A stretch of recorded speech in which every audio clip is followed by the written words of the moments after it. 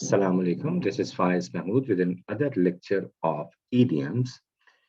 Idioms are something which polishes your speaking and enhance your writing skills.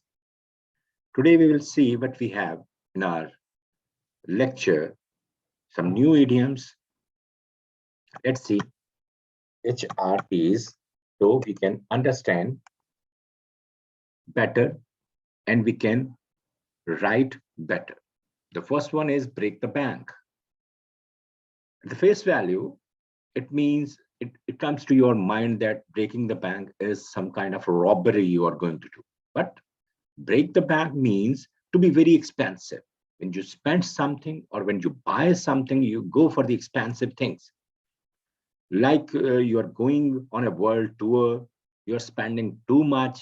It means you are breaking the bank. Or in a common understanding, it may be said that you are spending too much on something. Taking a long vacation will break the bank. I can't afford it right now. Something very expensive, which you cannot afford, or if someone is spending that much, means he has had having a very heavy bank account so that he is affording the expensive and luxurious style of living or luxurious style of going out or spending somewhere. To go Dutch.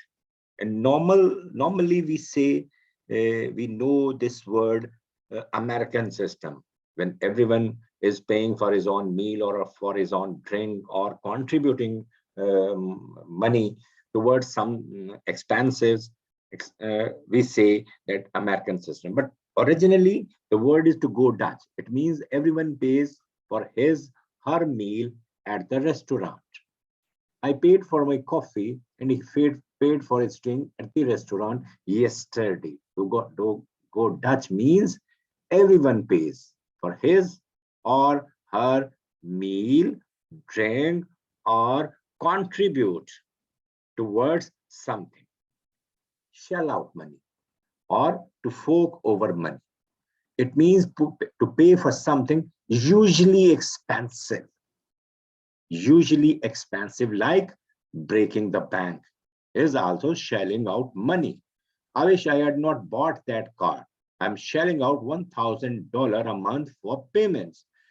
Someone has bought a very expensive thing and the installments has become a burden on that person. So in that case, when someone buys something which is very expensive and he has to pay a heavy amount on installments, this idiom is used as at that point, in that moment, when you are going to pay heavy amount as installment for the thing which you have bought, and that thing was very expensive. It is used when you regret buying something.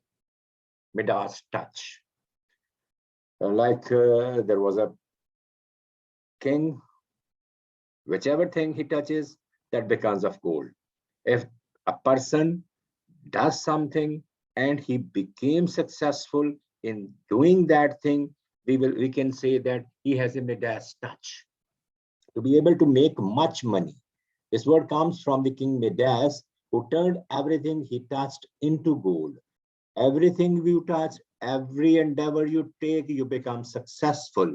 So this idiom can be used in that kind of surroundings or place or condition when you become successful, whatever you do, whatever mistake you make, whatever shortcomings there are in you, but you remain successful in either way.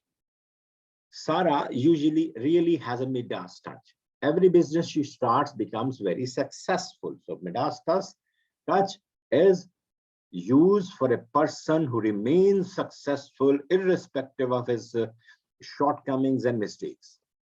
To be loaded. A person who has a lot of money, whose purse is always loaded with tons of money. To have a lot of money means he paid in cash everywhere he goes. His family is loaded.